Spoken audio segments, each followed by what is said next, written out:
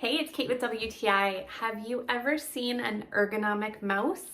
I am not holding this sideways. This is actually the way it's designed. Coolest thing ever. This is the LEKVEY vertical wireless mouse. A friend of mine had one. I have been having a lot of wrist issues from a regular mouse, and so I wanted to give this one a try, and it really does relieve the pain.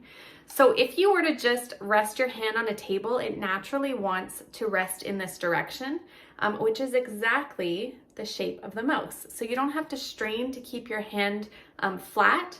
It'll just rest exactly this way on your desk. So well designed. There was a tiny bit of a learning curve just to be able to adjust to it being in a new direction. But once you get used to it, really easy to use. Your fingers line up exactly right for the two buttons. Your scroll is right there in the middle. There's a really cool feature with a back page and forward page.